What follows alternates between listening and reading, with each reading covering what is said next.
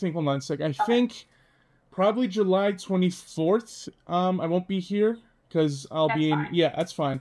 But I should be able to do. Let me look at my calendar now.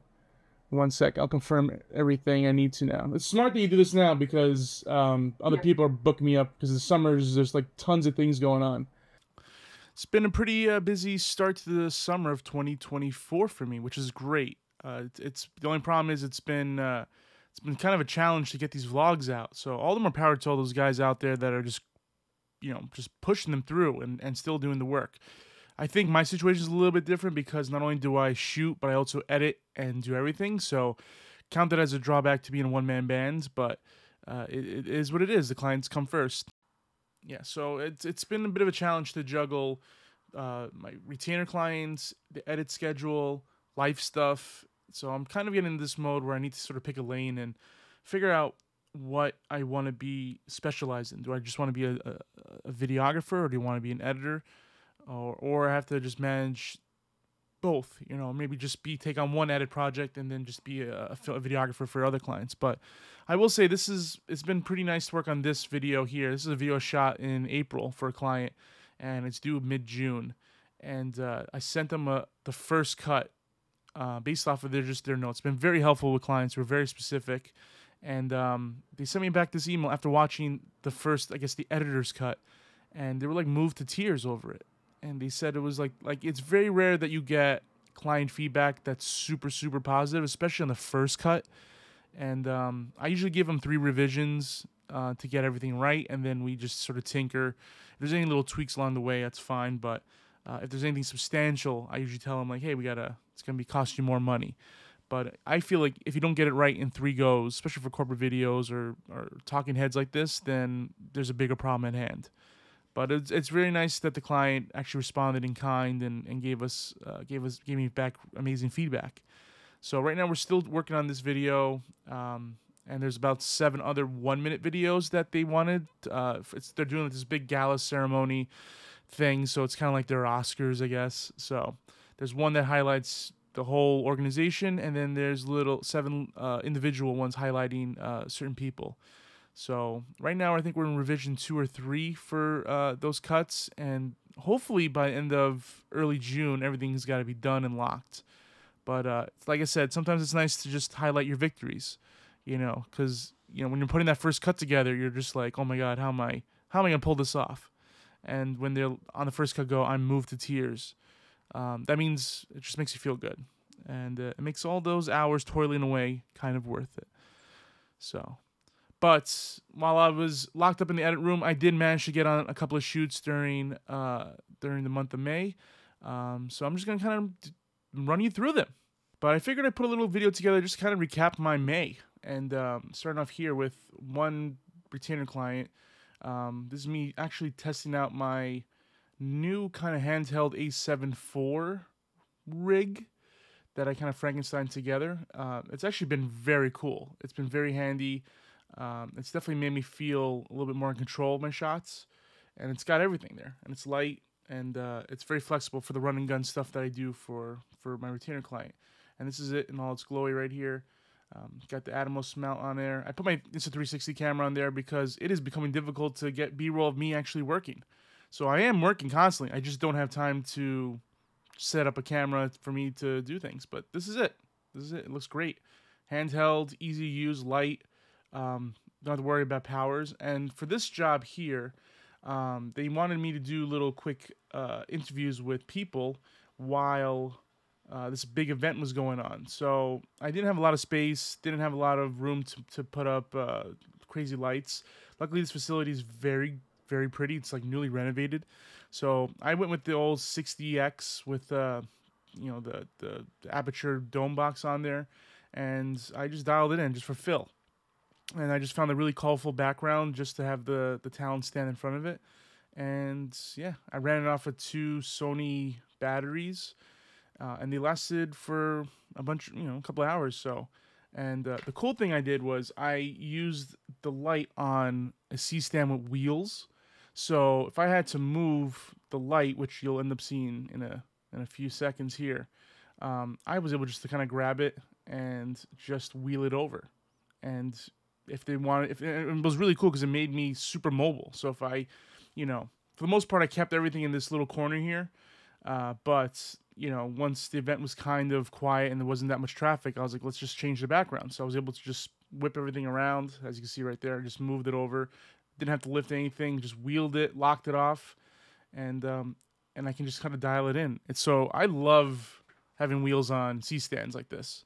It just makes my life so much easier, especially for run and gun stuff. And sometimes the simplest setup is the best setup.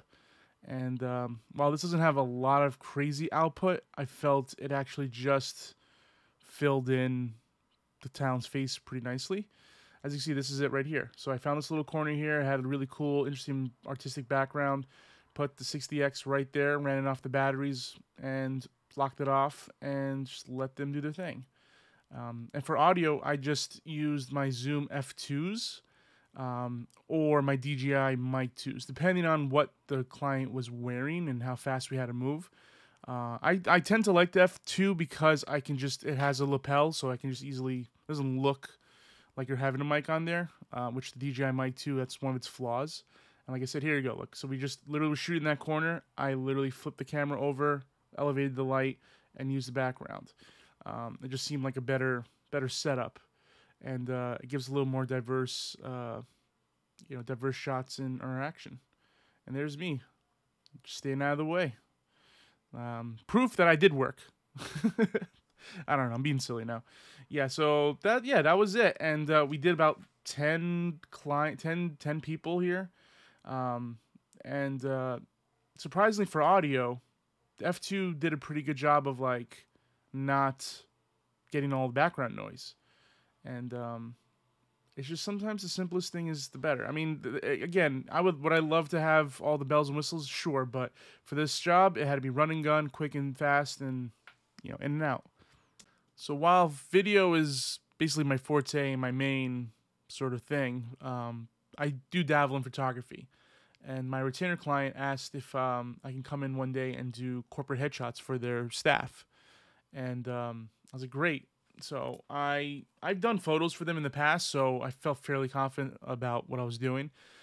So I'm using here, as you can see, is a pop-up white background that I got from B&H. I got the stand system from Amazon for like, it wasn't really expensive. As you can tell, it's kind of flimsy.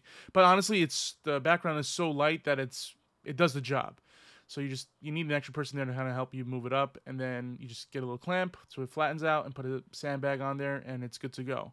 And we're filming this like in the corner of a gymnasium, so not a lot of room to mess around. Had to think small too. And then for my flash systems, I'm using the Westcott FJ400s. It comes with 2 flashes, 2 stands, and 2 modifiers, and it comes in a rolly case. Pretty cool kit. I actually went halfsies on it with my photography friend. So when he has shoots, he borrows it, and when I need shoots, so it's a good way of kind of doing it. And but I gotta say, the amount of times I've used it, it's paid it back in full. So it's all profit now. For this too, it's and then I went on B&H and I just got an extra light just to light the background. So I have a background light, a hair light, and a key light, and that's really all you need for photography for corporate headshots. And then I was getting kind of like, I wanted to really step up my glamour shots look, so I actually got the Westcott eyeliner, and it's this flat panel that I'm setting up right now, and it kind of goes under the talent, so it eliminates all the shadows underneath their chin, and it's just sort of works as a really nice fill light. You could do it with a pop-up reflector, but I was like, for this, I think I'm gonna just invest. It was like $200 or something, and it's fairly easy to set up. You just pretty much there, and then you can do a gold, white, or silver reflector, and it fills out everything. Can't show you the photos yet because they're still being edited and they're still being in the process, but that's my setup right there. And the next stop is New York City. Going into the city to film another sit-down corporate interview. So you may recognize the setup from all the other videos. There's the FS7 as my A camera, running off a nano V-mount battery with Atomos Ninja Flame monitor there, just to give me some extra visual aid. And then it's my A7 IV as a B camera on a 70 to 180, running off of another nano battery. I got an extra D-tap extender because the battery only had slot for 1, and I wanted to power the Atomos Shinobi monitor as well. So that's running off of the power. There's the Tascam audio recorder running Sony mic, Sony Lav, and a Sennheiser microphone that you've seen in previous videos. Give me good redundancy, good crisp, clean audio, and yeah, I truly love this mic. Can't speak highly enough about it. And then for lighting, we have the 300D Mark II on a the dome light with the grid on it. Because we had a lot of light coming in from outside, this was just there to sort of like act as a fill key kind of thing. And this is new to my new setup. This is the T22C, I believe it's called, the light stick, the Amaron light stick. Running off a battery on a boom pole that I got with it as well. Changing it up from my 60X hair light. And I gotta say, I do like the results this thing gave, and the battery lasted longer than I thought it did. I did have a backup battery just in case, because you can never be too sure. And yeah, I mean and there's my buddy Henry that I hired for the day to kind of help me out, bring gear up, managing the car, all that stuff. Because when you're in the city, it's a little more complicated. But yeah, that's typically the, I gotta feed him as well. You always gotta feed your crew. And that's typically the setup for, my talking head in a small And here is the final framing. The wide shot is the FS7. The close-up is the A7 IV. Threw on a simple phantom on there. Try to match as close as possible. Had to contend with the construction out the window, but, I think I blew it out and kept the focus to person. So you saw how small that room was. So I'm actually impressed at how well this came out in spite of all the tiny little challenges. But yeah, so you can do a lot with a little. And finally, to close out May, I spent Memorial Day Sunday filming a parade for a local bank, and they told me that they had a closing ceremony. So I set up my A7 IV, very stripped down, and the issue I was having was I had no way to plug into their soundboard because I didn't know I needed to record audio. So I had to get creative, and I took my DJI mic too and sort of taped it to this microphone, and it held out. So in a pinch, you have to get creative and improvise and do whatever it can to get the audio done. And then I just monitored it off of the monitor that was on the camera.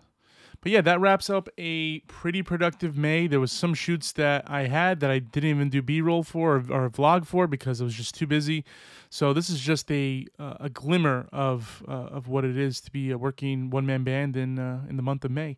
So thank you guys for watching, and I always appreciate the support, and I'll see you guys in the next one.